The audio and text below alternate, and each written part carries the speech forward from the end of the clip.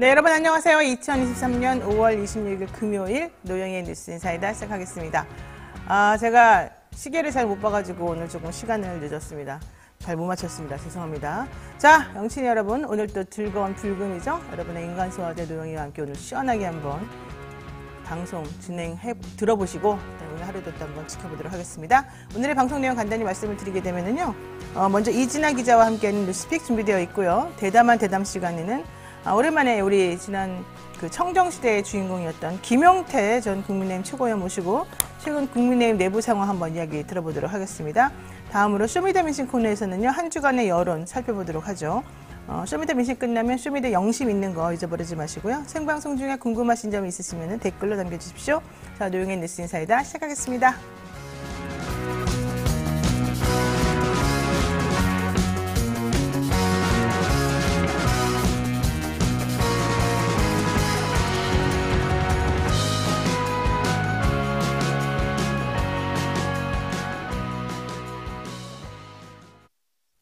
네, 바쁜 아침 이것만은 꼭 알아야 된다. 여러분들께 엄선해서 전해드리는 뉴스픽 시간입니다. 이진한 뉴스토마토 기자와 함께하겠습니다. 어서 오십시오. 네, 안녕하세요. 네, 자, 1번 우길기 달고 부산항에 입항하겠다. 이번 31일에 우리나라가 제주도 해상에서 하는 해양 차단 훈련에 그런 얘기가 지금 들리는 거죠? 네, 이번 달 31일에 미국과 호주, 일본 등 6개 나라가 참여하는 이 훈련에서요, 대량 살상 무기의 확산을 막기 위해 의심 가는 선박을 막고 배를 수색하는 훈련을 진행합니다. 이를 위해 일본 자위대 함정도 부산항에 들어오는데요. 일본 제국주의 침략의 상징인 우길기를 달고 올 예정이라고 합니다. 네, 사실 이제 우길기라고 하는 것은 뭐 전범국의 상징으로서 우리로서는 절대 받아들일 수가 없는 그런 건데도 불구하고 이명박 정부 때는 이걸 허용을 사실은 했었었고요. 네, 사실 이명박 정부 때도 이제 일본 함정이 우길기를 달고 방한을 한 적이 있었습니다.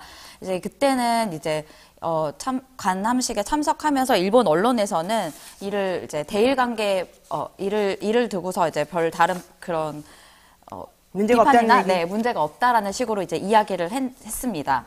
네, 우리 국방부에서는 이게 국제 관례다. 뭐가 문제냐 이제 이런 입장인데요. 되게 웃기는 게 지난 문재인 정부 때는 자제해달라고 요청을 해서 일본에서 항의의 표시로 안 들어오고 그냥 바깥에 그 함정이 서 있기도 했었거든요. 네. 근데 만약에 관례라고 한다면 문재인 정부 때는 관례가 아니었고 윤석열 정부 때는 관례가 되고 뭐 이렇다는 얘기인데 좀 상식적으로 납득이 안 갑니다. 네, 문재인 정부 때는 2018년이었죠. 그때 제주 국제 관함식 때 일본 자위대가 자국 내 법령에 따라 우길기를 개항한 채로 참석하려고 했었습니다.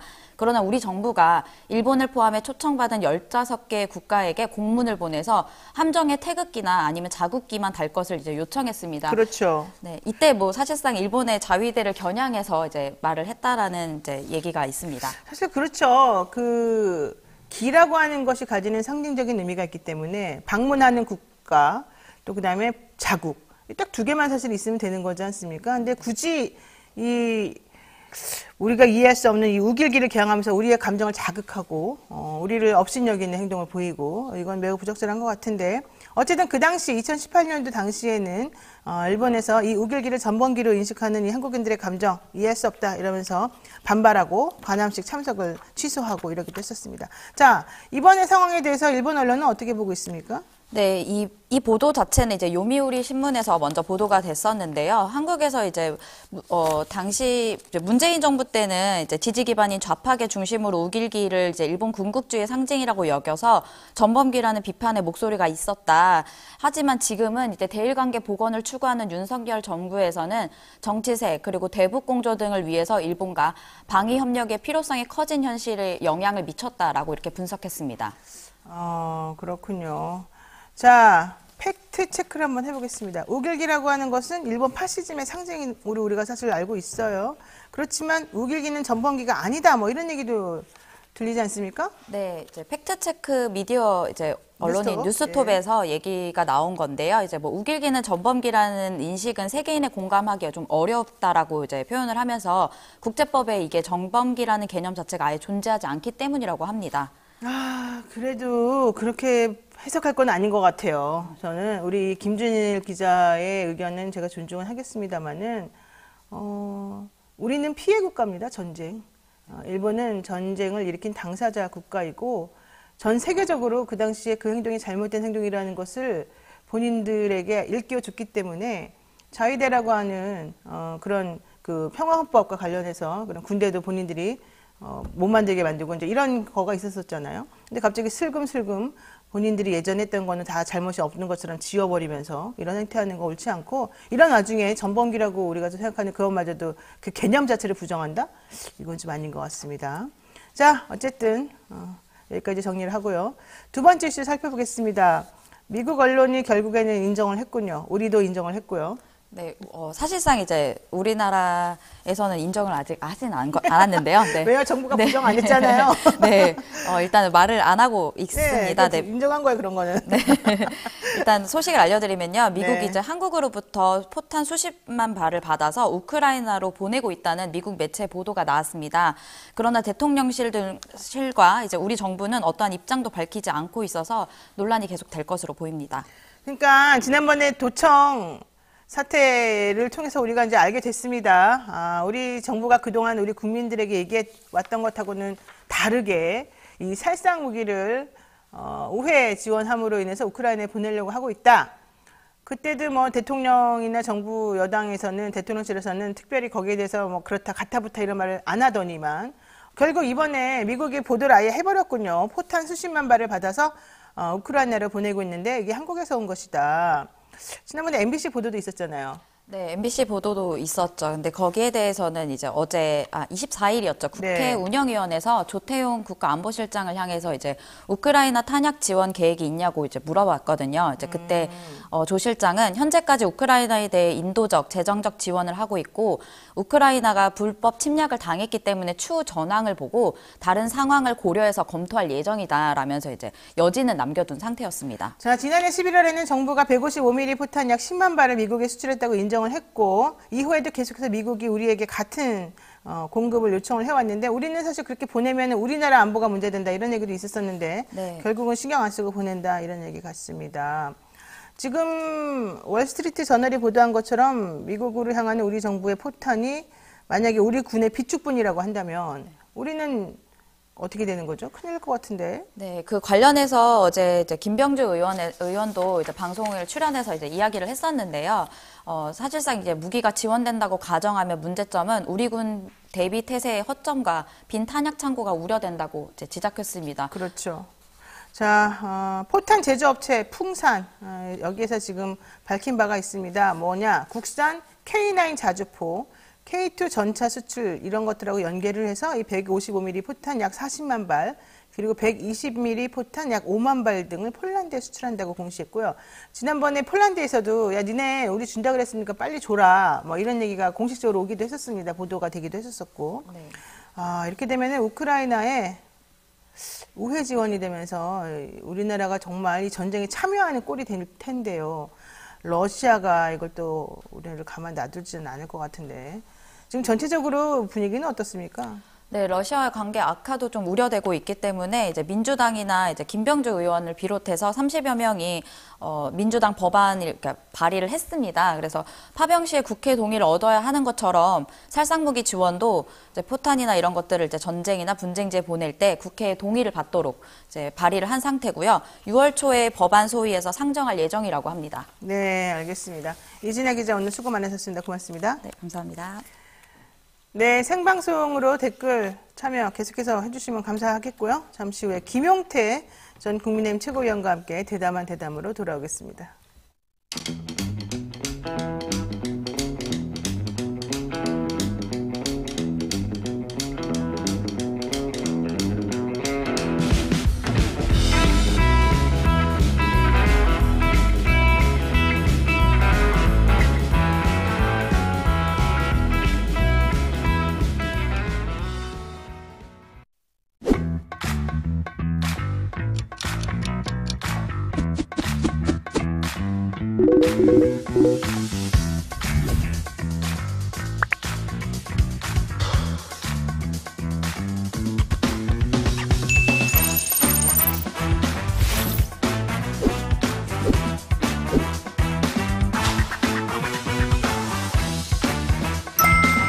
하고 뒤에 NOTC에 쳐들어갑니다. 그 일정지가 국적 반격이 달성될 거예요.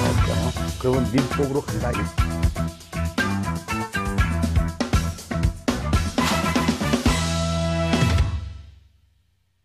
네, 자 김용태 전 국민의힘 최고위원 모시고 대담한 대담 이어가려고 합니다. 우리 김용태 의원 오랜만에 나오셨습니다. 원래 청정시대의 또 주요 멤버였었는데요. 자, 김용태 전 국민의힘 최고위원 모시겠습니다. 어서 오십시오. 네, 안녕하세요. 안경이 좀 달라지는데 뭔가 외모가 뭐 신경이 변화가 있습니까? 뭐 그런 건 없고요. 그런 건 없어요? 네. 원래 평소에 안경 많이 썼고요. 그랬군요. 자, 우리 뭐 좋은 소식 하나, 또 우리 김용태 전 최고위원이 좋아할 만한, 혹은 여당 사람들이 좋아할 만한 소식 하나 얘기를 시작해보죠. 누리호, 어제 쏘아올린 우리 위성 8개 큐브가 뭐 8개라면서요. 이게 딱 올라가가지고 각각 통신을 재개하면 이제 그렇게 되면은 성공이다 이렇게 본다는 건데, 결국은 성공을 한 것으로 좀 봐야 될까요?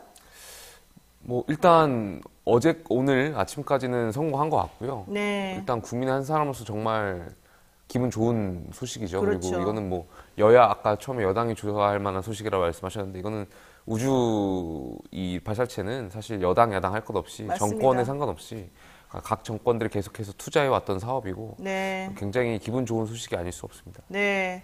자, 누리호라고 하는 것은 이제 국내 기관과 업체가 만든 인공위성을 태워서 우주로 날르고, 그 인공위성들에서 이제 신호를 받아서 위에서 바라보는 그런 각각의 정보들을 우리들에게 전달해주는 뭐 이런 거라고 해요. 뭐 저도 정확히는 모르겠습니다.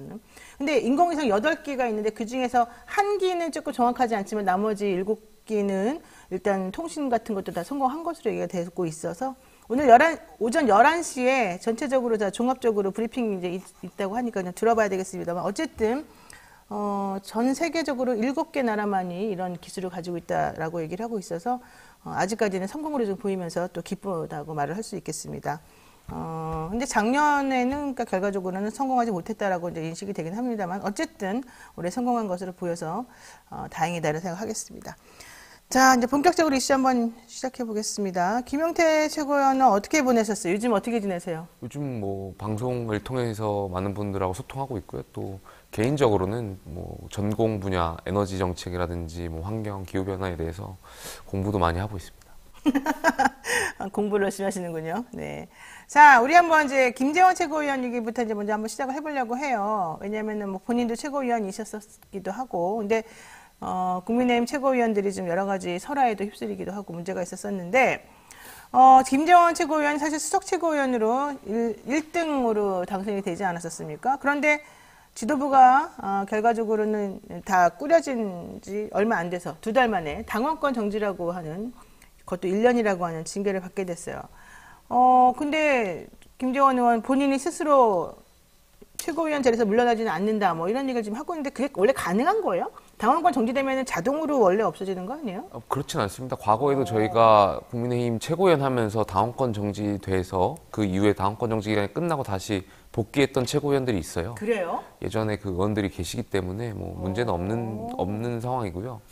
다만 저는 언론에서도 제가 한번 말씀드렸는데, 네. 저는 이 윤리위의 징계가 자칫 김재원 최고의 어떤 참정권을 제한하는 것 같아서 저는 이건 굉장히 우려된다라는 말을 좀 많이 했어요. 참정권이요? 그러니까 물론 김재원 최고의 발언 같은 경우는 저는 굉장히 잘못됐다라고 생각하고 여러 번 비판했는데요. 그것과는 별도로 윤리위가 뭐 당원권 정지 당연히 할 수 있습니다. 1년의 기간을 할 수 있는데, 이것이 공교롭게도 내년 총선하고 연결되는 거잖아요. 네. 그럼 결과적으로 김재원 최고가 내년 총선에 현재까지는 공천 신청할 수 없는 기회조차 박탈됐기 때문에, 그러니까 어쨌든 선출직 최고위원이고, 저는 당연히 여기에 대해서 공천을 신청할 수 있는 기회는 부여돼야 된다고 생각하는데, 여기에 대해서 어쨌든 윤리위가 선출직 최고위원에 대한 공천 신청 기회조차 박탈한 거잖아요. 그러니까 이거는 좀 다르게 봐야 되지 않나. 근데 김재원 최고 발언은 사실은 상당히 문제가 있는 발언은 문제가 있는 아니었습니까? 발언이지. 근데 그런 사람들에 대해서 여러 번 경고도 사실 했던 걸로 알고 있는데,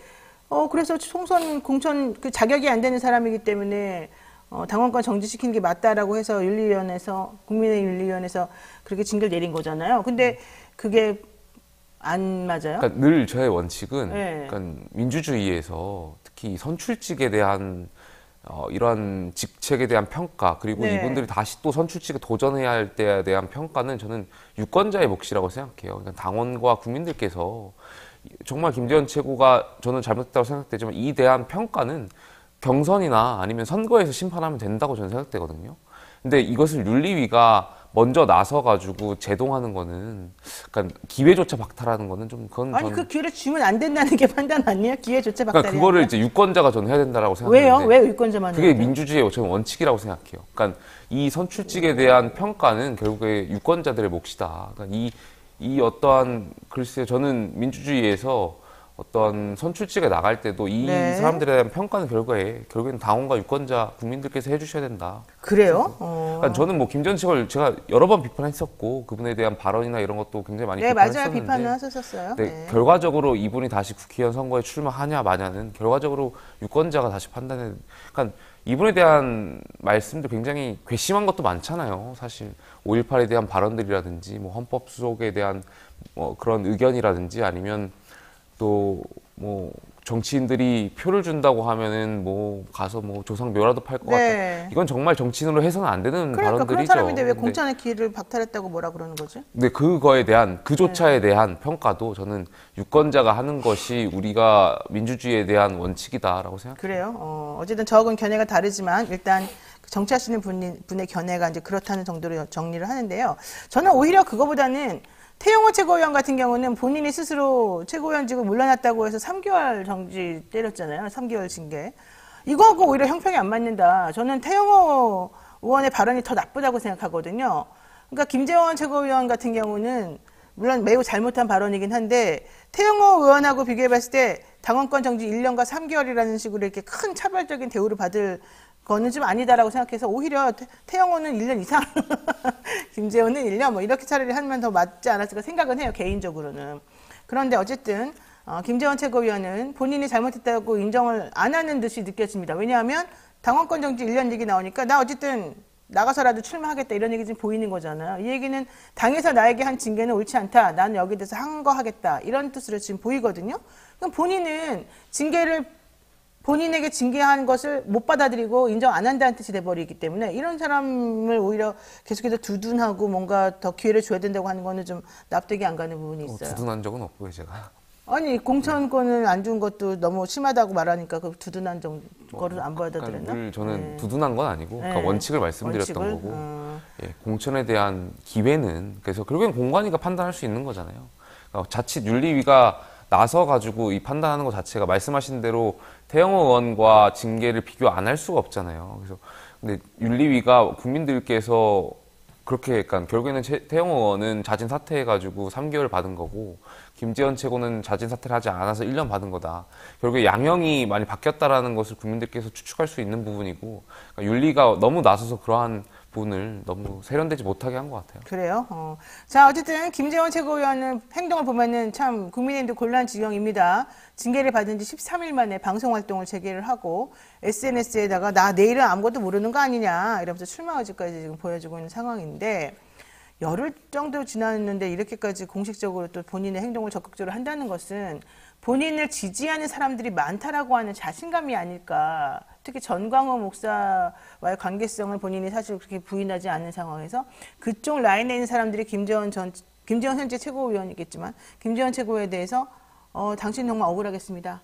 당신을 징계하는 이 국민의힘 윤리위는 잘못했습니다. 이렇게 얘기를 해줬기 때문이 아닐까 생각이 들어요. 그럴 수 있나요?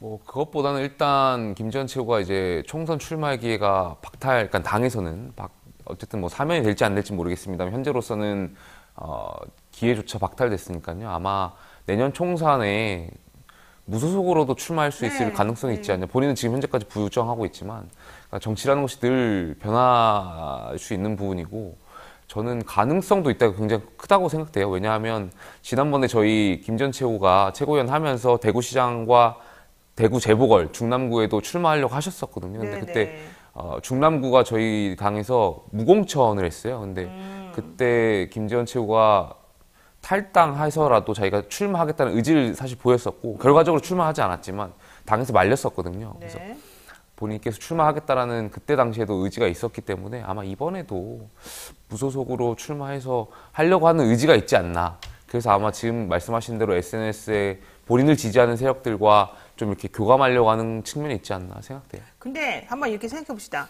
사실 저는 정치인이 정치를 그렇게 계속해서 하고 싶어하는 야욕이나 뭐 의지를 드러낸다면 본인이 정말로 정치를 해서 무슨 덕이 우리나라에 있었는지, 무슨 기여를 했는지 좀 냉정하게 따져봤으면 좋겠어요. 현재 정치하신다는 수많은 분들, 솔직히 말하면 제가 보기에 정말 도움이 안 되는 사람들, 우리나라 민주주의도 마찬가지고 우리나라 전체적으로 이 발전되는 방향에 대해서는 오히려 방해가 되는 그런 사람들이 훨씬 많다고 생각하거든요. 근데도 그냥 나는 끝까지 국회의원 해야 되겠어, 나는 뭐 해야 되겠어, 이런 자꾸 욕심을 부린단 말이죠.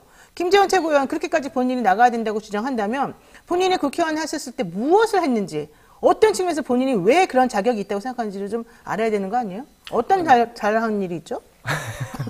제가 뭐 김재원 최고 대변인도 아니고 저도 그렇죠. 김재원 최고에 네. 대해서 많은 비판을 하는 사람인데 네네. 그러니까 결과적으로 그것도 이제 본인이 만약에 뭐 총선 출마할지 모르겠습니다. 총선을 출마한다는 가정 아래 그런 것이 있다면 유권자한테 본인이 설명을 해야겠죠. 설득을 해야 되고 결과적으로 정치가 세일즈잖아요. 어떻게 보면 국민들께 본인의 상품 김재원이라는 상품을 팔고 또 거기에 대해서 어떠한 정치를 해왔는지 설득해 가는 과정이니까요. 근데 네. 말씀하신 대로 정치가 왜 정치라고 어떤 정치를 해야 되는지를 이제 국민들께 설명하는 자리인데 그렇죠. 네. 김재원 최고가 그걸 잘 할 수 있을지는 저도 잘 모르겠습니다. 그러니까 원론적인 의미에서 아주 기회까지 몽땅 다 없애버리는 것보다는 그런 기회는 내버려 두고 국민들이 선택해서 아예 뭐 도태가 되든 뭐든 그건 나중 일인데 어쨌든 기회 자체를 막아가지고 민주주의라고 하는 것의 근간이나 이런 정신을 조금 안 맞는 그런 행동하는 건 옳지 않다 이렇게 보시나 봐요. 예. 좋습니다. 자, 어쨌든 김재원 최고위원이 내년 총선에서 본인이 어떤 역할을 하겠다 이렇게 입장을 밝히니까 안철수 의원이 좀 그만해라. 당에 도움이 안 된다. 비판을 했습니다. 그러니까 또 김 최고위원이 가만히 있지 않습니다. 당의 징계가 개인의 정치적인 의사표현에 제한을 하는 건 아니다. 당에서 징계를 받았더라도 나는 내 할 말을 하겠다. 이런 얘기 지금 하고 있거든요. 동의하실까요? 그 발언까지 막기가 굉장히 어렵죠. 물론 안철수 의원 입장이 당원들의 대다수의 생각이시겠지만 그 김재원 최고의 어떤 발언까지 막을 수는 없는 거잖아요. 네. 과거에도 물론 근데 저는 그게 좋게 보이진 않을 것 같아요. 그러니까 물론 제가 이제 당원권 정지 기간에 대해서 비판을 했지만 네. 어쨌든 당에서 내린 결정이고 자숙의 의미가 필요한 기간인데 여기에 네. 대해서 좀 방송 활동을 통해 가지고 본인이 마치 떳떳한 것처럼 말씀하시고 다니는 거는 그렇죠. 당에서 굉장히 곤란한 입장인 건 사실인 거죠. 맞습니다. 자, 요 얘기도 한번 해보겠습니다. 요즘 이준석 전 대표 사진이 돌고 있어요. 여기 이렇게 얼굴이 그냥 턱선이 날렵하게 생겼다고 엄청나게 얼굴 달라졌다 그러던데 다이어트 하신 거예요? 어떻게 되신 거예요? 다이어트까지 했는지 모르겠지만 제가 물어봤더니 네. 약간 순천에 내려갔을 때 다니면서 조깅을 열심히 한다고 하더라고요. 그래서 그때 인터뷰할 때도 사진이 나갔지만 고글을 끼고 있었던 사진이 있었거든요. 그래서 고글 끼고 순천에서 한 3, 4km씩 뛴다. 이 얘기도 있는 것 같아서 아마 좀 이런 어떤 몸의 무게가 좀 달라지지 않았을까. 몸의 무게가. 네, 생각해보면. 우리가 그걸 몸무게라고 하죠. 몸의 무게가 달라졌다.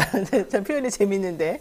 어쨌든 이준석 대표가 요즘에 뭔가 절치부심한 게 아니냐 이런 생각을 제가 개인적으로 했습니다. 이제 외모가 이준석 대표 제가 좀 오랫동안 알아본, 물론 아주 친하진 않지만 알고 지낸 바에 의하면 뭔가 결심하고 뭔가 다르게 보여줘야 되겠다라고 생각할 때 외모를 먼저 변화시키는 부분이 있더라고요. 예전부터 보면은. 예. 그래서 좀 그렇게 되게 잘 어울리기도 하고. 그래서 제가 이번에도 이제 갑자기 살이 좀 쫙 빠진 모습을 보이길래. 그렇게 많이 빠지진 않은 거 그냥 이제 오랫동안 안 보이다가 이제 이번에 사진이 나와서 그런 것 같아요. 제가 지난번에 방송이나 이렇게 신문이나 이런 데서 볼 때는 좀 통통한 모습이었거든요. 근데 이게 한 몇 달 사이에 갑자기 쭉 빠져가지고 이게 이제 뭔가 또 의미가 있는 거 아니냐. 그래서 그럼 도대체 그 의미가 뭘까? 아마도 신당을 창당하려는 게 아니냐. 이렇게 저는 생각. 그렇잖아요. 너무 과한 또 억측을 그때 저보고 과한 억측이다. 사람들이 그렇게 말하고 있습니다. 자, 이게 근데 저 혼자만의 생각인지 모르겠는데 조원진 우리공화당 대표가 이런 얘기도 했어요. 이준석 전 대표 신당 창당 가능성이 매우 높다. 특히 윤석열 대통령이 지금 30-40% 지지율 답보 상태를 보이고 있는데 이렇다면은 이준석이 한번 해볼만 하지 않겠느냐 이런 얘기 좀 한 겁니다. 가능하다고 보셔요? 뭐 정치에서 예측이 굉장히 어려운 부분이고 그렇죠. 아까 김재원 최고위원 말씀처럼 정치가 늘 변화의 영역이 있기 때문에 지금 뭐 말씀드린 것이 그러니까 늘 가능성을 말씀드리는 거니까요. 그러니까 신당 창당의 가능성 정말 희박하겠지만 있겠죠. 만약에 정말 있군요, 가능성은. 그러니까 있다는 말씀은 정말 공천도 못 받고 예를 들면 정치적으로 핍박받고 그렇게 됐을 때는 어쨌든 어떤 정치인으로서 역할을 해야 되니까 거기에 대한 그런 전제하에 있을 수는 있겠죠. 근데 굉장히 지금 상태에서는 저는 희박할 거라고 생각되고요.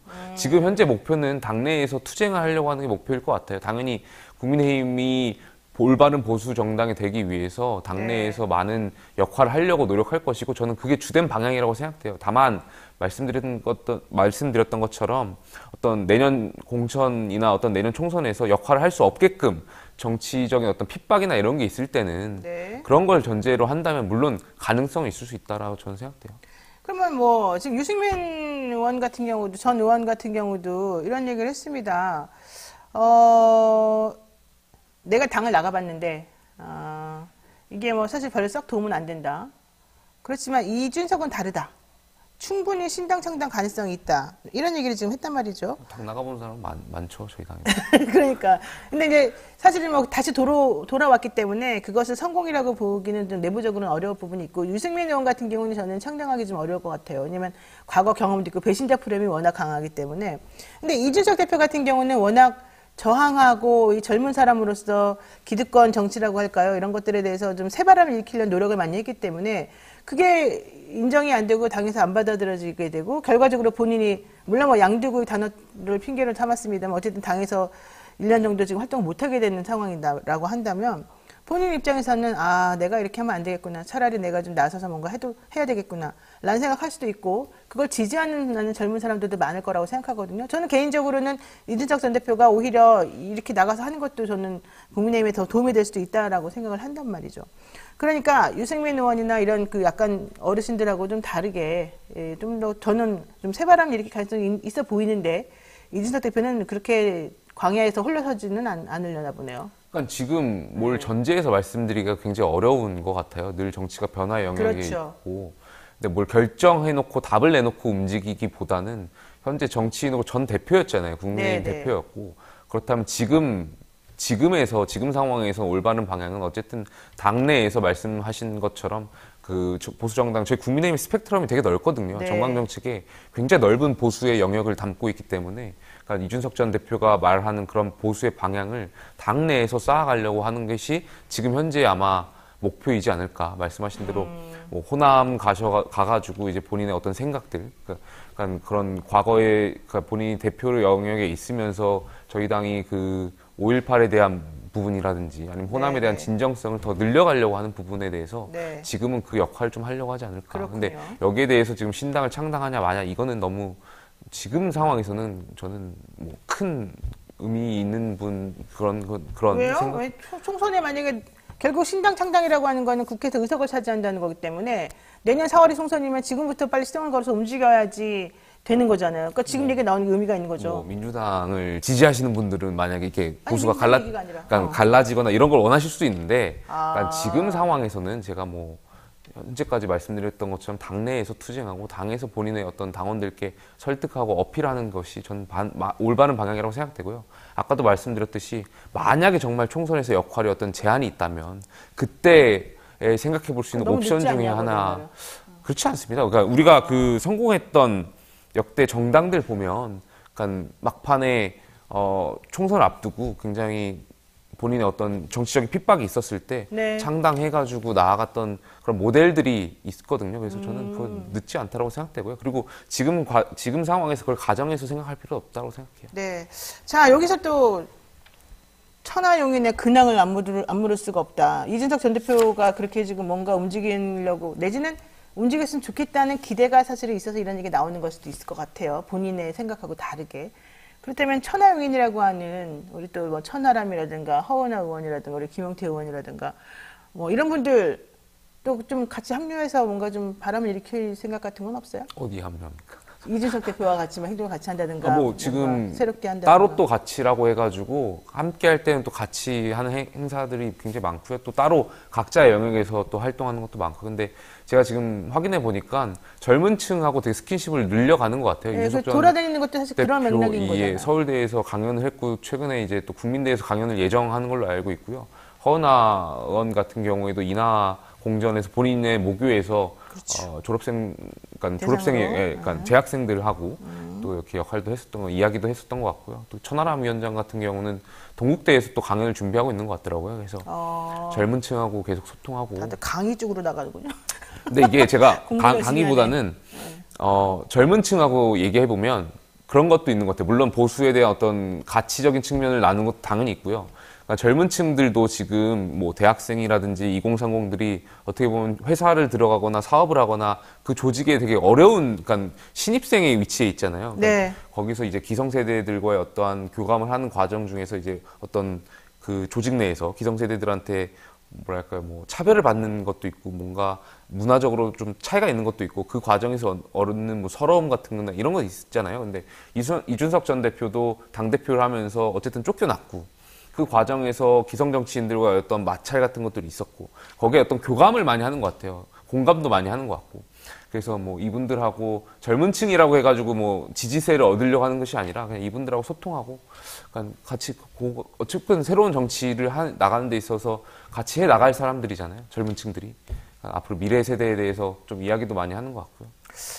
자, 이 상황에서 이준석 전 대표 학력 논란이 갑자기 나오고 있습니다. 하버드대 들어간 거는 맞는데 졸업했는지 모르겠다. 하버드대는 복수 전공이라는 게 존재하지 않는데 왜 복수 전공했다고 말하냐? 뭐 이런 얘기가 갑자기 나오는데 이건 어떻게 보세요? 제가 뭐 복수 전공했는지 안 했는지까지 뭐 자세하게 저도 잘 모르겠지만 뭐 하버드 나온 거 맞죠, 당연히. 그러니까 졸업이 아니라 입학은 맞다니까. 근데 졸업했냐가 문제라는 거예요.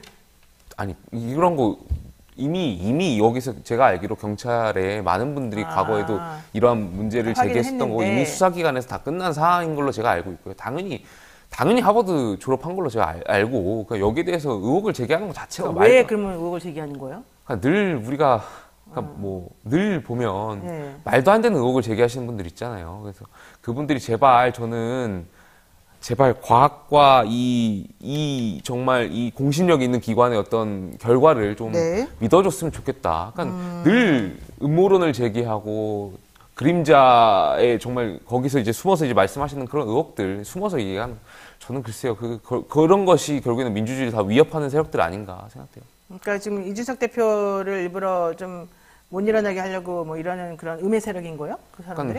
그러니까 모르겠어요. 그러니까 그분들 왜 그런 문제를 제기하는지. 아니 이미 다 결정됐고 이미 다 나와 있는 건데 이제 계속해서 그걸 물고 늘어지면 그걸 믿어주는 사람도 저는 없을 것 같고요. 알겠습니다. 자, 요 얘기도 한번 해보겠습니다. 윤석열 대통령 요즘 잘하고 있나요? 너무 훅 들어갔나요, 제가? 뭐 저는 그러니까 이제 대통령 새 정부가 출범한 지 1년 됐잖아요. 그러니까 자신감 있는 행보들 더 보여주고 있는 것 같아요, 정부가. 그러니까 초반보다는 지금은 외교 같은 그래요? 경우도 사실 작년에는 실수들이 많았잖아요. 뭐 해외 나가가지고 여러 가지 설화에 얽힌 것들도 있었고 해프닝도 있었고 근데 지금 그거에 비하면 굉장히 많이 자신감 있고 사실 또 한미일 정상회담이라든지 물론 국민들께서 체감할 수 있는 결과들이 없지 않냐 뭐 이렇게 비판하시는 분도 있겠지만 그러니까 계속해서 좋은 모습들을 계속 보여주고 있는 것 같아가지고 그러한 측면에서는 좀 나아지고 있다는 말씀 좀 드리고 싶습니다. 그러면 김건희 여사의 활동이나 이런 건 어떻게 보세요? 지금 김대기 비서실장이 제2부속실은 없지만 대통령실에 4-5명 정도가 김건희 여사를 위해서 움직이는 팀이 있다 이런 얘기도 했는데 공식적으로 부속실을 만들지 않고 이렇게 그냥 약간 편법적으로 운영하고 김건희 여사가 여기저기서 막 나가가지고 대외 활동을 크게 하고 이것은 괜찮습니까? 저는 거기에 대해서는 국민들께 설명할 수 있는 자리가 있어야 된다고 생각돼요. 왜냐하면 대선 기간에 김건희 여사께서 조용한 내조를 하겠다고 말씀드렸고 제2부속실 없앴잖아요. 근데 그것과는 별도로 지난 1년간 사실상 조용한 내조라고 볼 수 없을 정도로 굉장히 많은 활발한 행보를 보였고 그것이 잘못됐다라는 것이 아니라 그렇다면 국민들께 그러니까 후보 시절과 대통령이 돼서 나서의 어떤 그 과정들이 달라질 수 있는 거고 그렇다면 여기에 대해서는 좀 국민들께 설명할 수 있는 자리가 당연히 있어야 된다고 생각돼요. 그런 자리도 없이 갑자기 좀 이렇게 활동하고 활보하는 것은 그러니까 국민들께서 보시기에는 좀 납득이 안 될 수 있는 부분이 있다고 생각되고 여기에 대해서는 좀 국민들께 이해를 구하는 자리가 있어야 된다고 생각되고요. 그리고 저는 제2부속실을 부활해야 된다는 입장이 있습니다. 왜냐하면 아무래도 여사께서 움직이는 건 당연히 공식적인 입장이고 여기에 대해서 말씀하신 대로 그러한 대통령실에서 계속 서포트가 이루어져야 되는데 그것을 좀 공식적으로 할 필요가 있죠. 그렇군요.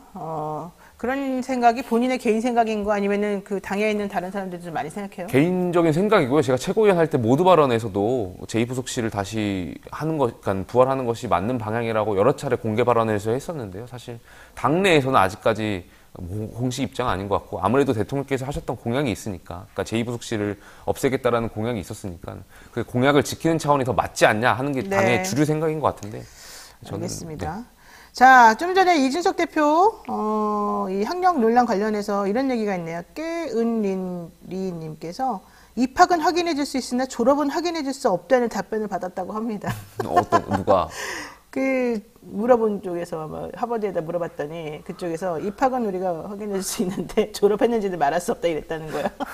본인은 아까 어떻게 확인을 했다는 거예요? 아니 근데 만약에 졸업을 안 한 상태에서 이렇게 나왔으면 다 이거 뭐 옛날에 신정아 씨도 그랬어요. 그러니까 네, 뭐 본인이 대답할 수 있는 공신력 있는 것은 아니니까. 뉴스토마토에서 계속 의혹을 이렇게 말도 안 되는 의혹을 제기하는 것 자체가 아니 이게 왜 말도 안 되는 의혹인지 모르겠는데. 자, 어쨌든 이거 하나만 마지막으로 정리해보죠. 대통령 지금 한상혁 방통위원장에 대해서 면직 처리하는 그 안에 대해서 제가 하겠다 이런 얘기 좀 나오잖아요. 아, 이건 좀 너무 심한 거 아닙니까, 솔직히? 문재인 정부에서 언론중재법 한다고 그러니까는 야, 언론에 재갈을 물리지 말아라 이렇게 막 엄청나게 얘기했던 사람들인데 이제는 뭐 2달밖에 안 남은 위원장을 이렇게 흔들어대고 이렇게 기소해놓고 기소가 근거가 되니까 면직시킨다? 이건 말이 안 되는 것 같은데 어떻게 보세요? 저 초반에 제가 김재현 최고 관련해가지고 이제 민주주의 원칙을 말씀드렸던 것처럼 어쨌든 저도 원칙적인 측면을 말씀드릴 수가 없을 것 같은데 그 원칙적인 측면을 말씀드려야 될 것 같은데 어쨌든 임기가 법에 정해져 있잖아요. 그럼 저는 여기에 대해서 여당과 정부가 너무 나서가지고 특히 정부가 여당은 할 수 있겠 당에서는 할 수 있겠지만 정부가 나서가지고 막 압박하는 모습은 저는 보기 좋지 않을 것 같고요. 다만 그것과 별도로 한상혁 위원장께서는 지금 위원장으로서 역할을 할 수 있는 게 아무것도 없잖아요. 그러니까 어떻게 보면 식물위원장인 그렇게 거잖아요. 만들어 놓은 거 아니에요? 본인이 그러니까 못하는 게 아니라 그 주변에서 하도 흔들어대고 괴롭히고 이러니까 그런 거 결국에는 아니에요? 국민에 대한 봉사에 대한 자리가 공직이라고 하면 아무래도 본인이 스스로 거취를 결정하는 것이 지금 상황에서는 맞는 방향이라고 저는 생각되는데 여기에 나서서 당이 나서고 정부가 나서가지고 거기에서 재갈을 물리고 하는 방향은 저는 옳지 않다라고 생각해요. 그래요? 왜냐하면 법으로 임기가 보장되어 있는 거잖아요. 네, 그러니까 보장돼 있고 지금 2달 남았는데 왜 이렇게까지 흔들어대면서 뭔가 노림수가 있는 건지 좀 이해가 안 가는 부분이 있습니다만 어쨌든 이 윤석열 대통령의 인사 문제는 사실은 상식적이지 않은 부분들이 많은 것 같아요. 개인적으로 생각하기에는. 물론 올해 김용태 최고는 생각 안 하겠지만은. 자, 일단 여기까지 좀 정리를 해야 될 것 같고요. 지금 국민의힘 당 내부에서는 어떻게 생각하고 있습니까? 지금 전체적으로 지금 대통령의 행보나 흐름이나 이런 것들에 대해서는 그냥 잘하고 계시다. 앞으로 계속 나가면 좋겠다 이렇게 생각하나요? 그러니까 당 내부에서 글쎄요, 제가 그러니까 잘하고 있다라고 생각하면은 안 되겠죠. 그냥 결과적으로 지금 국정 지지율이 사실 올라가고 있는 상승 추세인 건 맞지만 저희가 예상하고 기대했던 것과는 사실 괴리가 있는 거잖아요. 그리고 그게 상대적으로 올라가고 있지만 절대값으로 봤을 때는 많은 국민이 아직도 사실 부족하다라고 느끼고 있는 부분이 많으니까요. 저는 여당이 그렇게 생각한다면 내년 총선에서 결코 좋지 않은 결과가 있을 거라고 생각되고요. 더 노력해야겠죠. 네, 알겠습니다. 자, 지금까지 우리 김용태 전 국민의힘 최고위원과 함께 얘기 나눠봤습니다. 오늘 말씀 고맙습니다. 감사합니다. 네, 여러분 지금 노영의 뉴스인사이드 함께하고 계시는데요. 좀 전에 제가 누리호 성공 얘기를 말씀드렸더니 민주깨시미님, 누리호의 성과는 전 정부 덕입니다. 삼겹마녀님, 무조건 전 정부 탓하더니 이거는 전 정부 거 아니냐? 왜 이거는 자기 치적이라고 얘기하느냐? 이런 얘기 하셨고, 드래곤님도 마찬가지로 이거는 전 정부 덕이라고 안 하네요. 이렇게 또 아주 매섭게 질타를 해보셨습니다. 자, 어쨌든 여러분들 많은 의견들 제가 잘 들었고요. 잠시 기다리시면 쇼미더민신 코너로 돌아오겠습니다.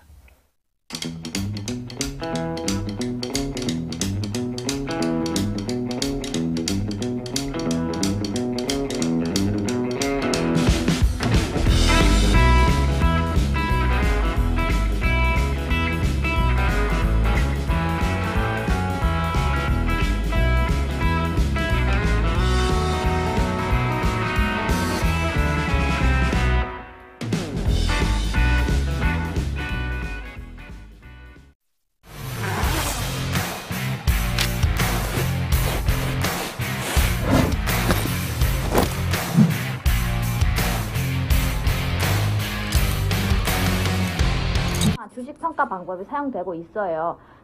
다 들어봤죠, 이거? 이건 기본이잖아. 이거 모르는 사람 있어? 자, PAR. PAR 뭐야? 나는 거. 그치. 그게 주당 시장.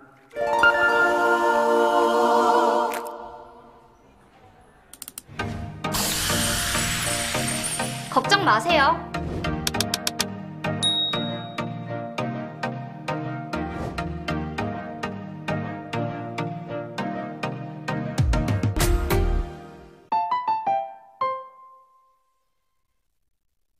네, 대동세상님께서 이렇게 말씀하십니다. 민생에 대한 공약은 모조리 무시하면서 한 가지는 정말 잘 지키시네요. 제2부속실 없애는 거. 이거 뭡니까 이거? 그러면 그에 맞게 대국민 약속도 좀 지켜야 되는 거 아니겠습니까? 이런 말씀하셨는데 이 말에 다 모든 것이 들어가 있는 것 같습니다. 매주 금요일 여론조사를 통해서 민심을 알아보는 쇼미더 민심 시간입니다. 한 주 동안의 민심 어떻게 나타났는지 한번 오늘 자세히 알아보도록 하겠습니다. 뉴스마토 이승현 본부장 그리고 배종찬 인사이트키 연구소장 두 분과 함께 짚어보도록 하겠습니다. 안녕하십니까? 안녕하십니까? 지난주에 우리 이승현 본부장 안 나오셨어요? 어디 갔다 오신 거예요? 개인 사정이 있어서. 아, 그랬군요. 네, 정말 죄송합니다. 네, 지난번에 우리 또 정치부 기자, 박주영 예. 대통령실에 못 들어가는 대통령실 출입 기자. 예. 마음이 짠하더라고요. 그렇죠, 짠하죠. 네, 그분이 나와가지고 차분차분히 설명을 또 저보다 잘해주셨어요. 잘했을 것 같아요. 아, 근데 본부장님을 그리워하시는 분들이 많았어요. 네. 감사합니다. 네, 저는 아무 말도 안 하고 있습니다. 플레이님, 고맙습니다. 또 우리 베이비박스 후원해 주셨고요. 이승영 본부장님 기다렸습니다. 갤러거님께서 또 얘기하셨군요. 예, 감사합니다. 네. 자, 쇼미더민심 뉴스마트 의뢰로 미디어 토마토에서 실시한 여론조사 이것을 가지고 한 주간의 여론 동향을 파악해보는 그런 시간입니다. 저희 이 쇼미더민심 코너가 엄청난 인기입니다. 여러분 보시면 아시겠지만 요즘 뭐 진보 채널에서 다들 조회수도 빠지고 동접자도 빠진다고 하는데 이 쇼미더민심은 아니에요. 네, 엄청나게 조회수가 높습니다. 여러분들은 왜 그러겠어요? 두 분 덕분이겠죠. 네, 노영희 진행자. 설명을 저는 다른 것도 다 같이 하잖아요. 그러니까 설명을 두 분이 잘해주시니까 그런 것 같고. 저보다는 새롭게 또 오신 또 우리 본부장님의 매력이. 아니 또 이게 빨리 하시죠. 우리 배 소장님이 참 겸손하시군요. 자, 어쨌든 저희 미디어 토마토에서 실시한 여론조사로 한 주간의 여론 동향을 파악을 해보고 있습니다. 이번 주에 윤석열 대통령의 국정 수행평가를 한번 알아보겠는데요. 윤 대통령 요즘 아주 그냥 행복해 죽을 것 같아요. 자, 어떻게 나왔는지 좀 알려주시죠. 어느 분이 알려주시겠어요? 네. 긍정이 36.4% 나왔고요. 부정은 60.0%. 상승 추세군요, 혹시. 네. 네, 긍정은 지난주하고 같고 부정은 오차 범위 내에서 소폭 내렸습니다. 긍정은 지난주와 같고 부정은 소폭 내리고. 네네. 그럼 또 상승하다가 정체기인 건가요? 그렇습니다. 다른 뭐 최근에 나왔던 조사도 이제 수치는 달라도 추세를 보면 아주 최근 우리 조사하고 비교를 해보면 그 조사도 수치는 다르지만 조금 내려간 주춤한 그런 모습을 보이고 있거든요. 그러니까 좀 올라가던 상승세가 대체로 그 이유가 이제 뭐 외교나 또는 이제 코인 논란이 있으니까 뭐 반사이익을 얻어갔었는데 네. 그게 뭐 계속 가는 건 아니니까요. 그러니까 일단은 이 국정 지지율에 영향을 주는 변수가 좀 요인이 소진되고 나면 좀 주춤하는 현상입니다. 지금은 오르던 추세가 또 주춤하고 좀 답보 상태, 횡보하는 상태로 국면이 좀 전환되어 있다. 이렇게도 볼 수 있겠습니다. 자, 어쨌든 이번 조사는요, 지난 20일부터 24일까지 사흘간 만 18세 이상 전국 성인 남녀 1,070명을 대상으로 실시한 선거 및 사회 현안 87차 정기 여론조사 결과인데요. ARS 무선전화 방식으로 진행이 됐고 표본 오차는 95% 신뢰 수준의 플러스 마이너스 3.0%포인트입니다. 표본 조사 완료수는 1,038명이고 응답률은 3.0%로 집계됐습니다. 그 밖에 자세한 조사 개요와 결과는 중앙선거 여론조사 심의위원회 홈페이지 또는 서치통 홈페이지를 참조하시면 됩니다. 자, 좀 전에 화면 보였는데요. 윤 대통령 국정운영 평가 아무리 그렇다 하더라도 역시 빨간 색깔이 그냥 엄청나게 눈에 싹 들어오거든요. 부정이 60.0%, 잘 모름이 3.5%입니다. 이거는 긍정적이라고 보긴 사실 좀 어려운데 결론적으로 이 추세를 한번 좀 얘기를 해주시죠. 이게 크게 의미 있는 숫자는 아닌데 네. 5월 한 달 동안 좀 추이를 보면은 그러니까 첫 번째 주 조사에는 부정 그때와 비교하면 부정은 4.4%포인트 내렸고 긍정이 4.1%포인트 올랐는데 흥미로운 건 진보층에서 오히려 부정이 내리고 네. 긍정이 올랐어요. 네. 지금 첫째 주에는 부정이 무려 91.8%였는데 이번 조사에서는 87.8%로 떨어졌고 긍정이 7.5%에서 11.5%로 올랐어요. 그러니까 한 달 새 한 4%포인트 지지율이 오른 거죠. 왜요? 진보가 왜 갑자기 대통령을 좋아하게 됐죠? 그거는 그게 제 아무리 생각을 해봐도 이해가 안 돼요? 예. 이게 그 같은 기간 동안에 중도 민심은 네. 2%포인트 그냥 오르고 내리고 한 것뿐이었거든, 2%포인트. 네. 근데 그 4%라면 좀, 물론 뭐, 크게 뭐, 이렇게 오르고 내리는 건 아니지만은, 오히려 진보가 네. 이렇게 반응을 했다. 자, 근데 이제 제 분석을 좀 추가하면은 이제 뭐 공감하시는 분도 있고 뭐 다른 의견을 가지신 분도 계실 텐데 워낙 그 김남국 의원과 관련된 부분이 많이 쏟아졌잖아요. 보도 내용이. 그리고 이제 20대, 30대는 좀 영향을 받는 것으로 다른 조사를 좀 포함해서 분석을 해도 그렇게 나오거든요. 저는 이 진보가 대체적으로 수도권 20대, 30대 가능성이 높다. 그렇다면 이들이 주로 빠진 것은 김남국 의원과 관련된 뭐 부정적인 기사가 워낙 많이 쏟아졌으니까 그 영향을 받았고 그래서 빠졌고 그 반사 이익을 윤석열 대통령이 좀 얻어갔다. 저는 이렇게 분석을 합니다. 또 하나는 그 해외 순방 때마다 불거졌잖아요. 대통령 뭐 실언이라든가 실책이. 여러 가지 이번에 좀 논란이 없었죠? 있었는데 네. 이번에는 뭐 그 실점이 없었다. 그래서 실책이 없는 게 아니라 그 전에 워낙 워낙에 터져서 그랬던 일종의 거 아니에요? 기저 효과랄까요? 그렇죠. 뭐 그런 게 있는 거고. 네. 뭐 민주노총 또 때리기 이런 것도 어느 정도 좀 작용했다고 보고요.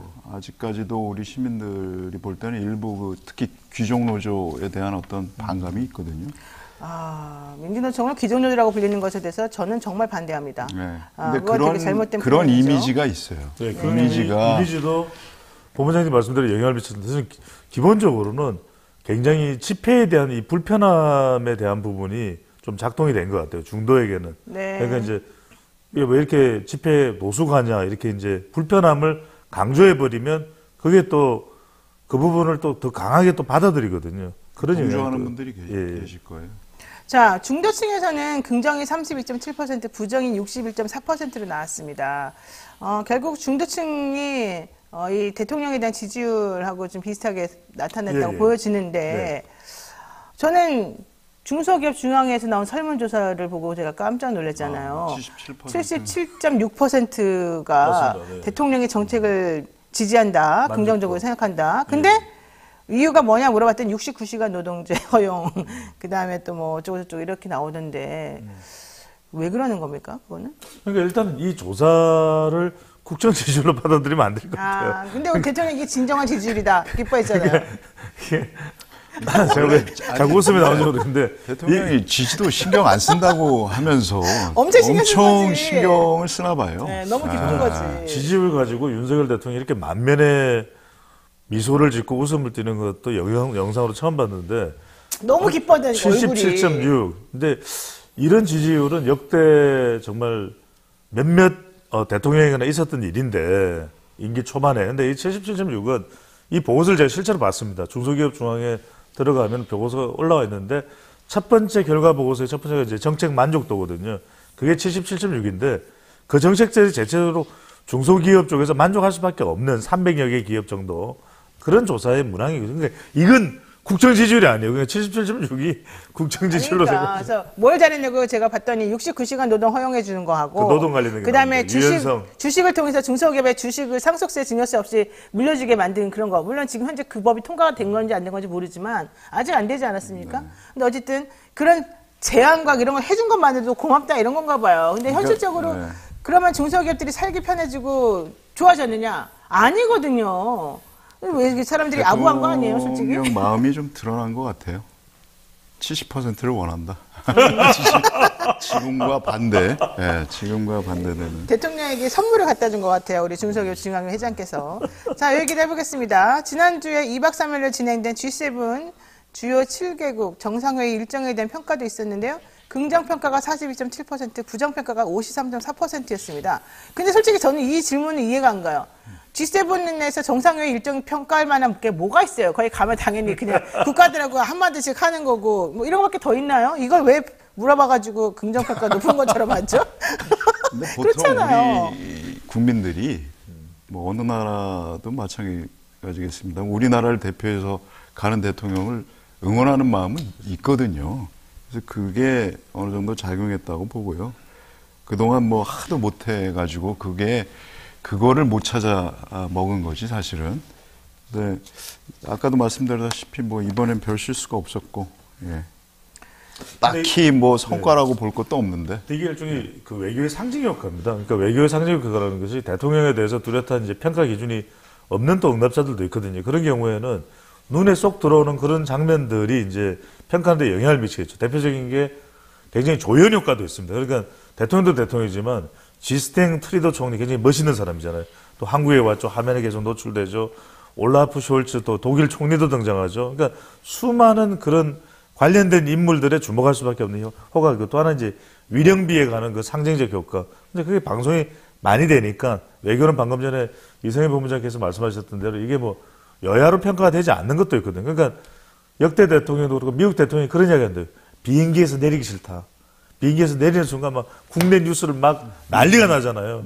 우리 뉴스토마토도 봐야 되고 무슨 중앙일보도 봐야 되고 경향신문도 봐야 되고 그런데 그런 게 없는 외교에서는 조금 올라가는 상승 효과는 있다. 재밌는 게 그 김태우 차장이 그 끝나고 와서 뭐 성과를 묻는 질문에 뭐 어디 뭐 방송에서 윤석열 대통령이 뭐 국제적 인기가 있는 것을 확인해. 그래서 서로 만나려고 한다 그랬다. 그게 성과라고 하는 게 나는 예. 아니 그런데 왜 바이든은 룬 대통령이라고 그럽니까? 좋지도 않는 단어를 써가면서 룬은 되게 나쁜 말이에요. 윤 대통령 발음이 안 돼서 그거 실수했죠. 발음이 안 돼서인지. 근데 발음이 안 돼서라고 볼 수 없다는 게 그 보도자료가 그쪽에 홈페이지인가 어딘가 올라가 있대잖아요. 그거를 다 체크해가지고 올릴 텐데 그냥 룬이라고 그대로 올린 거는 다분히 의도적이다. 이렇게 생각해 볼 수 있는 거죠. 솔직히 말하면. 자, 더 중요한 거. 예. 저는 위령비를 이 기시다랑 같이 간 거가 기시다한테 노란한 거다라고 생각을 솔직히 하는데 그래도 불구하고 일반 국민들 입장에서 보자면은 어쨌든 기시다랑 뭔가 같이 했다. 그리고 그 우리 국민들 거기서 희생당한 분들에게 참배를 같이 했으니 잘한 일이다. 이렇게 생각한다. 지금 이렇게 보시는 거죠? 우리 배종찬 소장님은. 그런 이제 상징 효과가 이제 뭐 일부 응답자들한테는 영향을 줬을 수도 있다라는 거죠. 네, 알겠습니다. 자, 지금 어쨌든 좀 전에 긍정평가 성과가 있었다라고 보는 응답률이 42.7%라는 건데 그렇다면 무슨 성과가 있었다고 지금 본다는 거예요? 모르겠어요. 몰라요? 솔직히 미디어 토마토. 무슨 성과가 있을지 물어봐야 되는 거 아니에요? 미디어 토마토 사장님.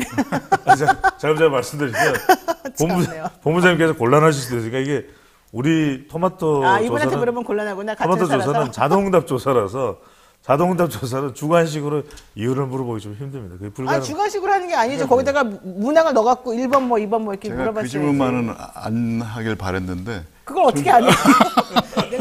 아니 그걸 안 물어보면 앵커로서 자격이 없는 거잖아요. 그런 어떤 그래도 우리 대통령이 밖에 나가서 해외 순방할 때 지지하고 응원하는 마음이 있다. 그 정도로 받아들여야죠. 잠깐만요. 성과가 있어서 뭐. 잠깐만요. 지난주에 본부장님 안 나오셨던 것이 어디 끌려가셨다나요? 내가 보기엔 윗선에서 야 너 좀 잘해라 이랬던 것 같아요.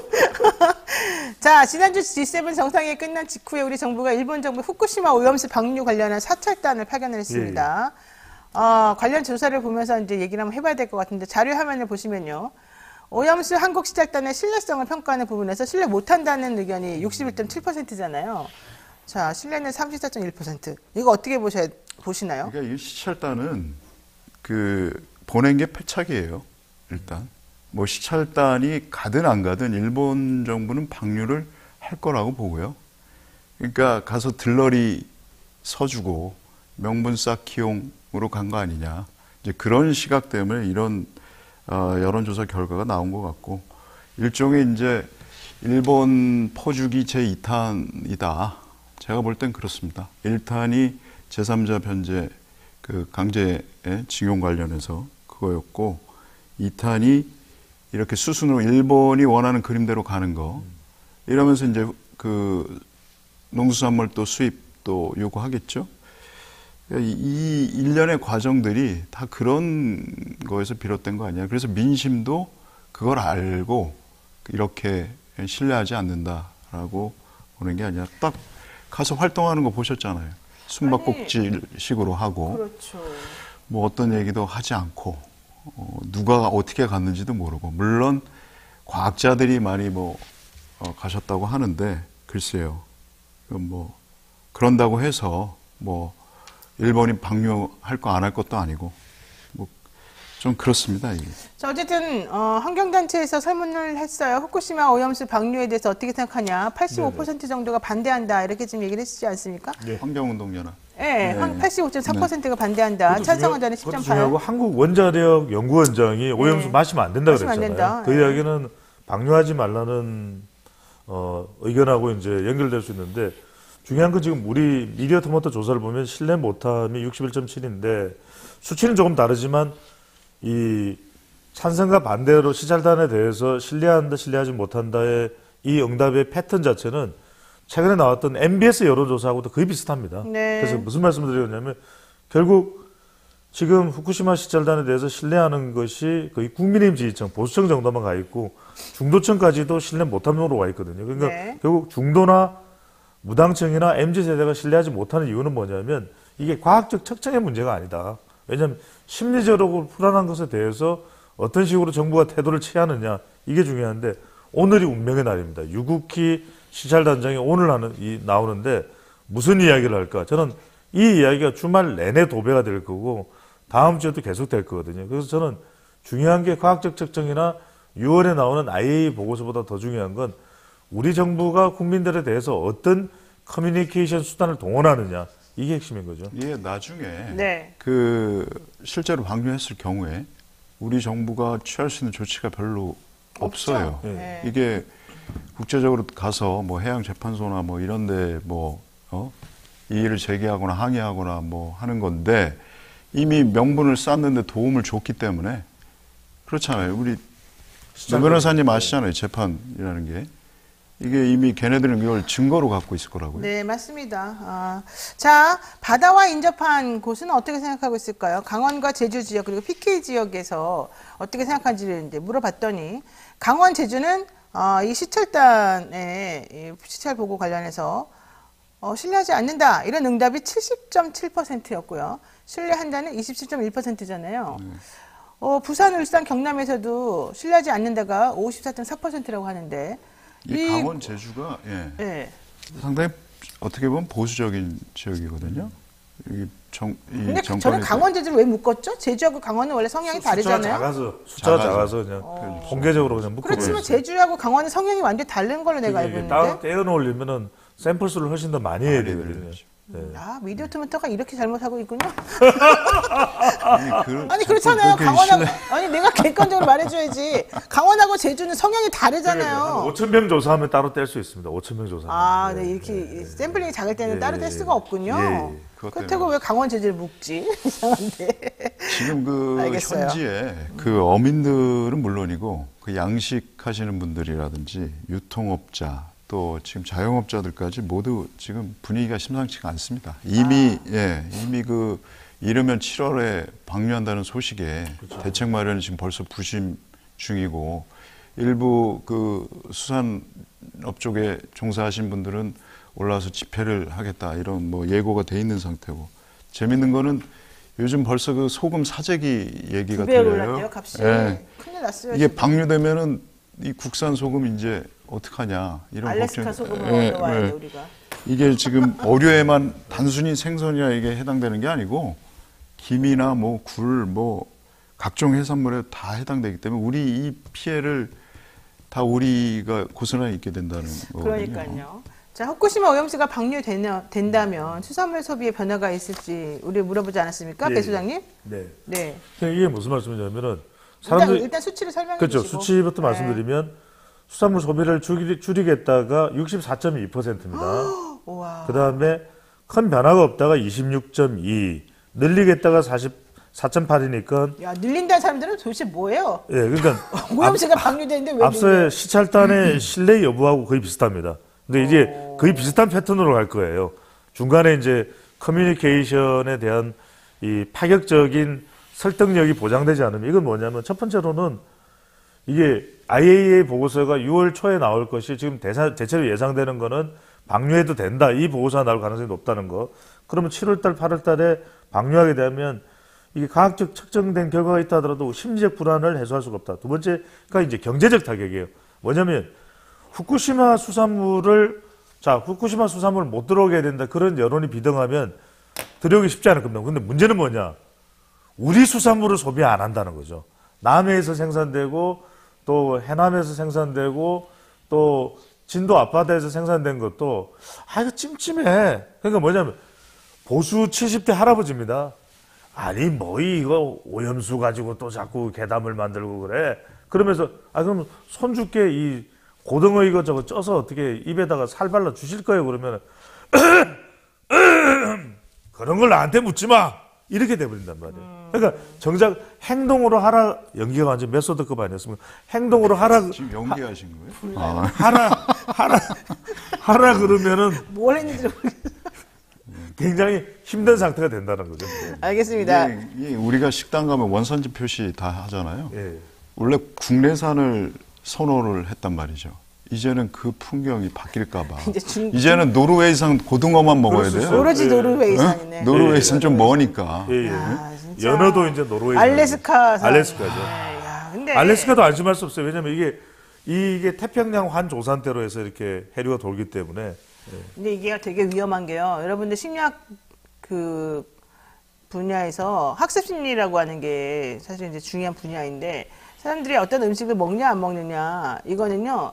여러 번 실험할 필요도 없고 여러 번 학습시킬 필요도 없다는 게 중요한 부분이에요. 음식과 관련된 부분은 본인의 생명이나 이런 목숨, 그 건강과 직결되기 때문에 한 번만 문제가 생겨도 혹은 인식이 한 번만 잘못 박혀도 되돌릴 수가 없어요.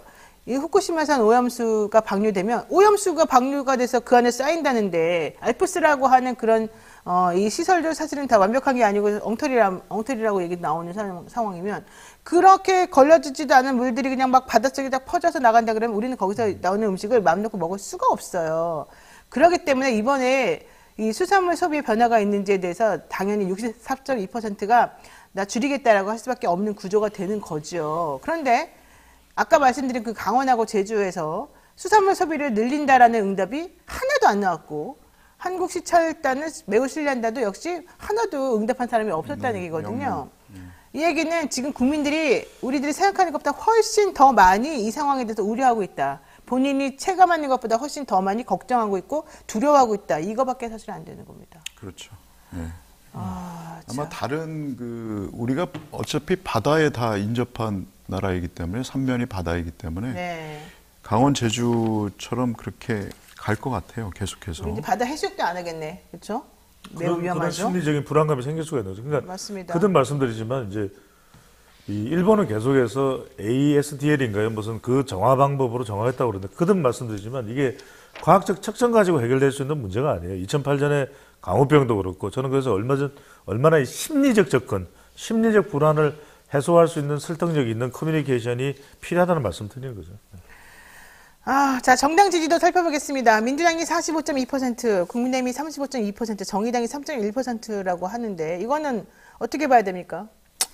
근데 이게 민주당 이번에 조사를 보면 그러니까 김남국 의원 코인 사태가 결국은 뭐 영향을 미쳤다고 봐야 될 것 같고요.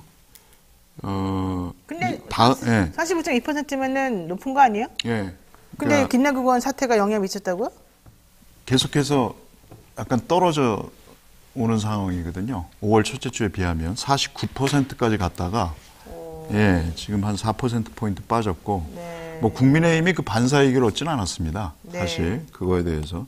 근데 국민은 조금 어느 정도 올랐죠, 영향을 중도층에는 영향을 미친 것으로. 제가 짧게만 더 설명드리면 왜냐하면 네. 정당 지지율은 정당을 가지고서 서로 이제 선택하게 돼 있는데 만약 이렇게 물어보면 이제 많이 좀 달라졌을 수도 있어요. 이제 더불어민주당만 놓고 매우 지지한다, 대체로 지지하는 편, 대체로 지지하지 않는 편, 전혀 지지하지 않는다. 그러니까 그 말씀을 하시는 거거든요. 그러니까 이제 더불어민주당에 대한 지지 강도가 매우 지지한다 해서 좀 대체로 지지하는 편으로 꺾였을 수 있다. 그 기준이 이제 그 변화의 이유가 됐던 것이 이 김남국 의원 사태가 됐을 수 있다. 그 말씀을 하시는 거죠. 예. 자, 어쨌든 민주당 지지율 5월 첫째 주보다는 좀 떨어지긴 했습니다만 지난주보다는 1.5%포인트 감소해서 이게 오차범위 또 내에서 움직였기 때문에 아주 큰 의미를 두기는 좀 어렵다 이런 생각이 조금 드는데요.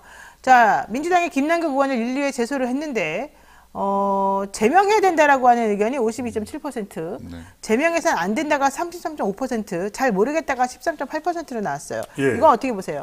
그래서 제가 이 말씀을 조금 전에 이제 민주당 지지율에 당장 겉으로 드러나지는 않지만 지금 이제 정당 지지율 문항 구조 때문에 이게 이유가 될 수 있는 게 제명해야 된다가 52.7%니까 중도층도 좀 더 제명 쪽 여론에 가 있습니다. 근데 제명해서는 안 된다가 33.5%면 이 더불어민주당 지지율이 45.2거든요. 그러니까 네.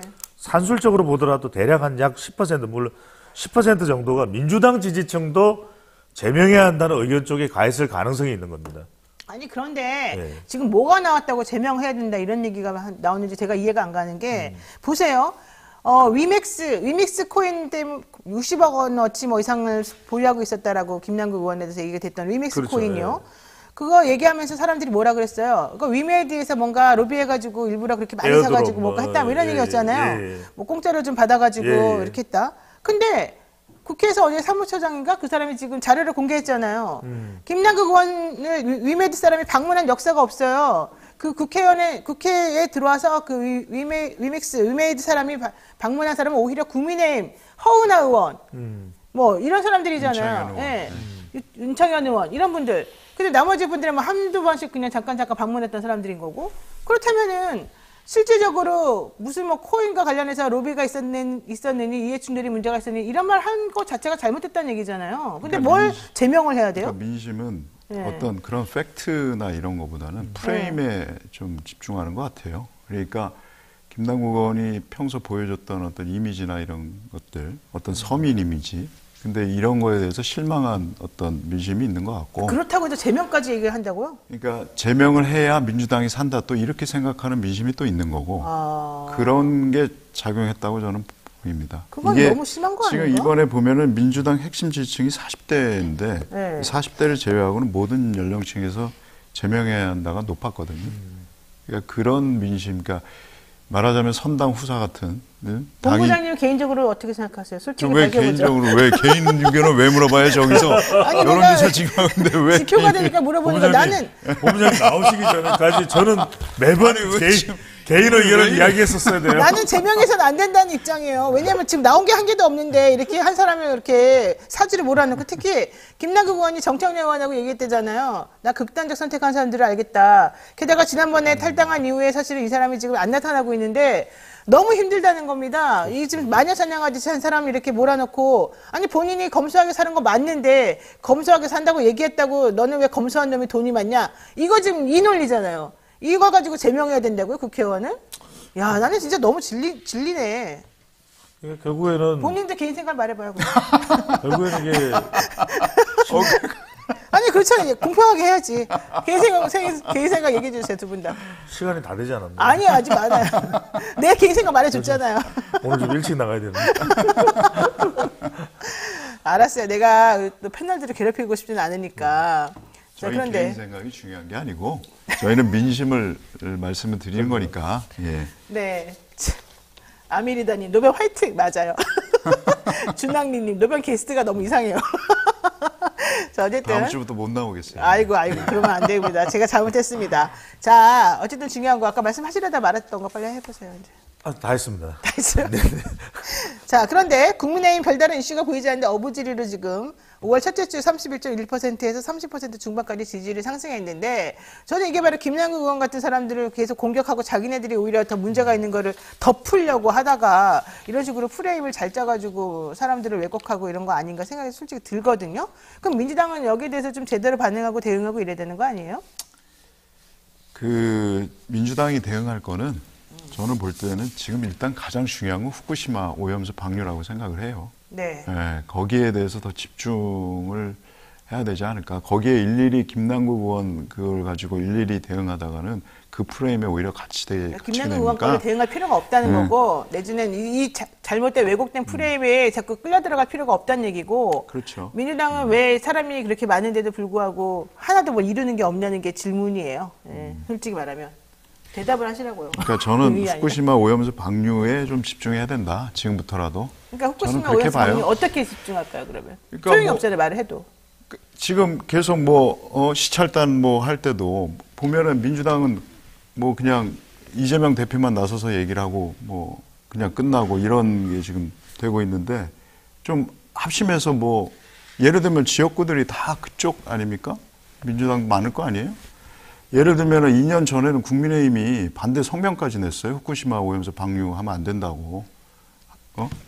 그때 당시 권선동 의원도 있었고. 권성동, 주호영 네, 이런 다 사람들 있었어요. 전부 다 반대했던 예. 사람들이죠. 민주당은 그 이상으로 이제 지금은 해야 된다고 봅니다. 그게 민심을 바로 읽는 거죠. 네.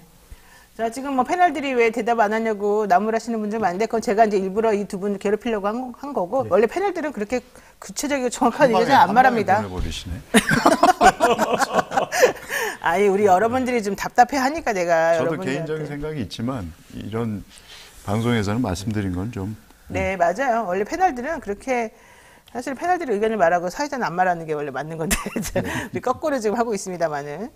네, 저는 환타입니다. 환타. 환타요? 왜요? 네. 뭐 환타가 뭐예요? 네, 사이다 콜라 아니고요. 환타. 지금 알겠습니다. 뭐 국민의힘이 뭐 지지율이 오르고 대통령 지지율이 오른다고 뭐 좋아할 때는 아닌 것 같고요.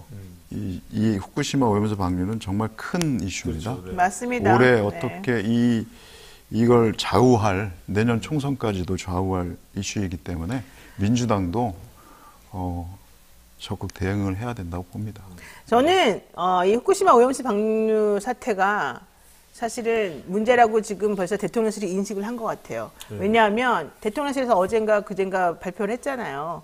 IAEA에서 보고서가 나왔는데 안전하지 않다는 얘기가 나면 우리도 반대하겠다. 근데 그거는 물론 IAEA에서 그렇게 안전하지 않다고 말할 리가 없으니까 그런 말을 한 건 맞지만 어쨌든 포석은 좀 깔아놓은 것 같아서 네네. 본인들 입장에서도 이게 되게 중요한 부분이라고 생각은 하는 것 같습니다. 그동안 일본 말하자면 오염수 홍보대사 역할을 한 측면도 있잖아요. 맞습니다. 네. 그 민심이 그걸 가만두지 않죠. 그렇죠. 국제 원자력 기구가 오해받는 그 부분도 말씀드려야 될 것 같아요. 지금 네. 그로시 총장은 일본에서 내각에 의해서 2021년 4월 13일 날 방류 결정이 내기 전에도 이미 방류에 대해서 지지를 이야기했거든요. 근데 이 그로시 사무총장 지금도 현직입니다. 근데 이 사람 앞에 10년 동안 국제 원자력 기구를 이끌었던 사람이 아마노 유키야 일본 인물입니다.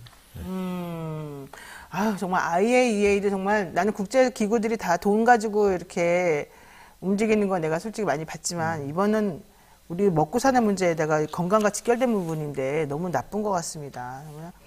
정말 여러 가지 측면에서 이해가 안 가는 부분들이 많습니다. 자, 여기까지 지금 우리가 쇼미더민심 배종찬 인사이트K 연구소장 그리고 뉴스토마토 이승현 본부장과 함께 쇼미더민심 여기까지 정리해봐야 될 것 같습니다. 두 분 일단 1차로 먼저 인사를 드리죠. 고맙습니다. 네, 감사합니다.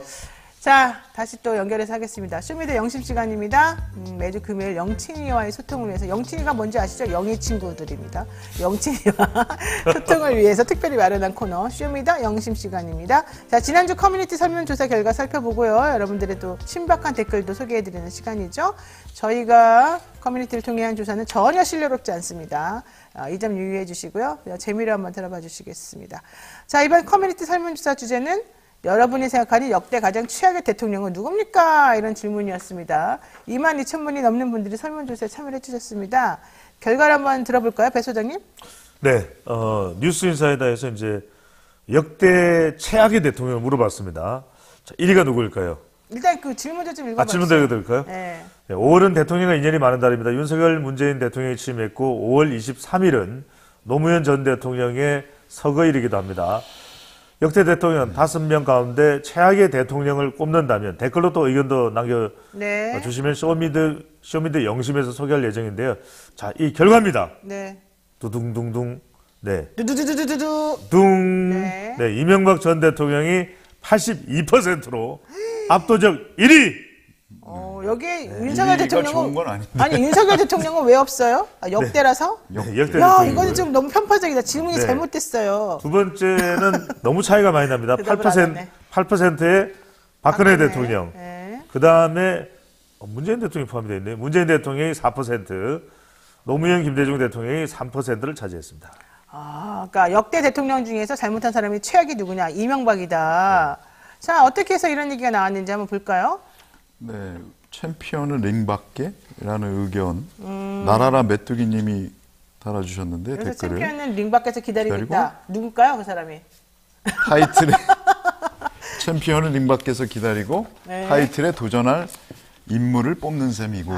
이거 저랑 비슷한 의견이신가 보네요. 링 밖에서 지금 순서를 기다리고 있는 분이 있다, 이거 아닙니까? 그분이 챔피언이다. 그래서 이 챔피언에게 도전할 만한 사람들이 지금 여기 나와 있는 사람들이라는 거예요. 김대중, 노무현, 이명박, 박근혜, 문재인. 근데 그 중에 또 1순위가 이명박 대통령이다. 역시 영친들은 영이 생각하고 비슷한가 봐요. 똑같은데요? 똑같아요. 1년 만에 이미 압도적인 윤통. 이렇게 나오고 진짜는 없네. 키키키. 이야, 프레지던트 룬. 아까 말한 룬. 네, 룬. 넣어주세요. 네. 이게 역대라서. 아니, 예. 본인들은 동의하지 않아요? 왜 나만 동의해요? 이제 이 질문 형식에는 저는 들어가면 안 된다고 생각해요. 왜냐면은 아직 4년 해야 되잖아요.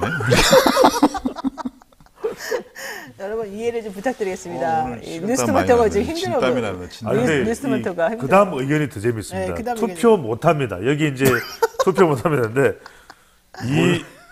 이용재님께서 몰라서 물어보나요? 이렇게 있고 잘 살 거야님께서는 후보가 없는 투표는 할 수가 없습니다. 어떤 후보가 없다는 의미가 있겠죠. 그러네요. 그 다음에 손정희님께서는 뽑을 수가 없습니다.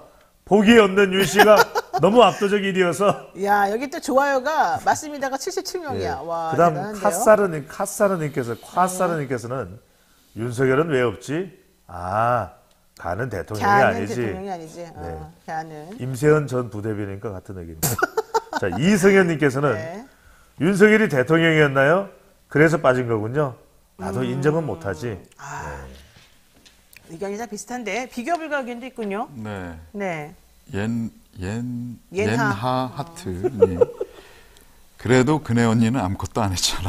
그래도 그네 언니는 정말 양반이었어. 이제 생각해보니까 정말 양반이었어. 아무것도 네. 하지 않으면 아무 일도 일어나지 않는다. 네. 그래님께서 앞으로 100년 동안 윤석열보다 최악인 사람 있을까요? 빈틈없는 전 분야에서 최악이죠. 야, 전 분야에서. 세시네요. 네. 김상현님께서 보기 중엔 이명박이 단연 탑인데 윤 씨가 추가된다면 이명박도 평범해질 듯. 야, 이게 정말 오늘 댓글들이 매우 정말 맵네요. 끝내줍니다. 진짜 매우. 댓글을 보면 정말 대단하다는 생각이 드는 네. 게 윤석열의 업적은이라는 의견을 보내주셨습니다. 햇살이 조아님께서 윤석열이 확실하게 이룬 업적은 딱 한 가지. 국민들 참 교육시킨 거. 대통령 하나 잘못 뽑으면 나라 망한다. 그렇군요.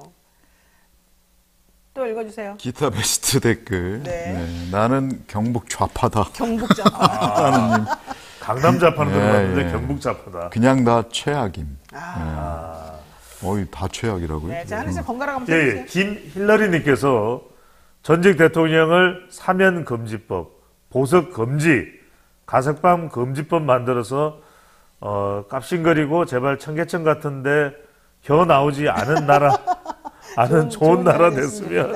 저도 동의합니다. 그러니까 전직 대통령들 사면 금지시키고 보석도 금지시키고 가석방도 금지시켰으면 좋겠다. 그리고 예. 그렇게 그냥 감옥에 있으면 아프다 그러면서 형 집행정지를 주구장창 받아내더니 어쩌면 그렇게 건강하셔가지고 저보다 더 활활 날아다니시는 걸 제가 저보다 봤잖아요. 더 건강하더라고요. 얼마 그러니까 전에 2시간을 그 청계천, 걷더라고요. 전 30분도 못 걷겠어요. 그러니까 우리는 그러잖아요. 네. 예. 근데 좀 말리긴 했는데 아무래도 건강은 좋아 보이시더라고요. 자, 성사님의 의견도 읽어주시죠. 국민은 심리적 알파벳 C하고 뭐 하는 거예요 지금? 뭐 하는 거예요? 국민은 심리적 C8. 왜 이래요 진짜 본부장이 돼가지고. 이게 그거랑 비교되는 거잖아요. 18. 그러니까 G8과 비교. 심리적 G8이라면 그러니까 미국에서 또 무슨 햇소리야 우리 이게 그런 거 무슨 생각한 말이에요? 적이 없어. 근데 심리적 18? 왜? 정말. 받았다 뭐 이런 거예요? 정말 이분이 화가 진짜 왜 난다. 이래요 진짜. 아 진짜 몰라서 이번에 G7 가가지고 국민의힘이랑 저쪽에서 정부 쪽에서 우리가 심리적으로 G8에 들어갔다 얘기를 했잖아요. 진짜 몰라서 물어보는 거. 아니 그래서 이번 너무 높이 평가했어 우리가. 자꾸 G8 그러니까 이명박 전 대통령이 그랬다는 거잖아요. 왜 그럽니까? 왜 그래요? G? 아니 근데 더 웃긴 거는 뭔 줄 알아요? G8이라고 차라리 했으면 우리가 이해를 해. 나도 처음엔 G8이라고 읽어줬어요. 근데 네, 본인이 G8이라고. G8이라고 그런 거예요. 야 한번 발음을 잘 들어봐요. 내가 해볼 테니까. G8, C8. 어떤 게 사람들이 아까 뭐라고 댓글이 나오냐면 잘 들어보세요. 바이든 날리면 버금갑니다. 잘 들어보면 C8이라고 들립니다. 이렇게 나왔다니까 진짜로. 그래서 국민은 심리적 C8이라는 거예요. 야, 근데 본부장 다시 보이네.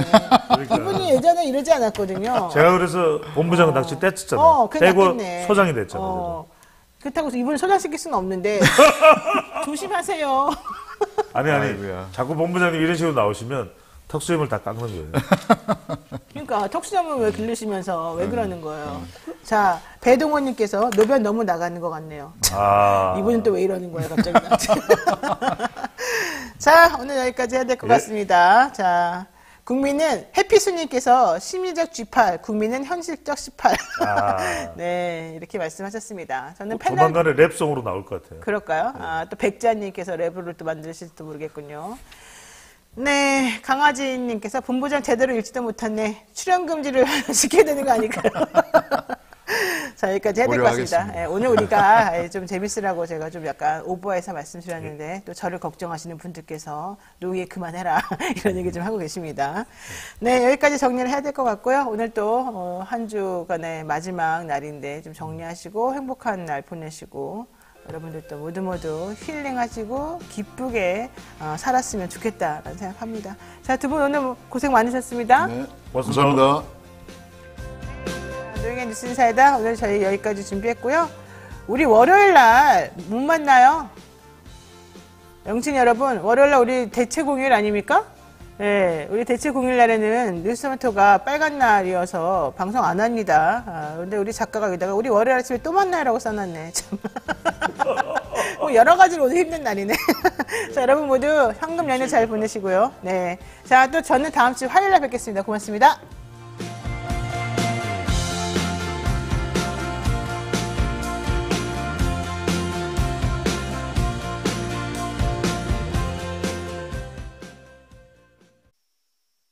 신개념 자동차 커뮤니티 앱 차통. 차통에서 내 차 등록하고 나만의 NFT를 만들어 보세요. 커뮤니티에 사진만 올려도 NFT가 발행됩니다. 발행한 NFT로는 수익 창출까지 가능해요. 내 차 정보도 공유하고 관심 있는 차종은 팔로우. 시세 조회, 시공사 정보, 중고차 매매까지 한 번에. 내 차의 모든 것 차통.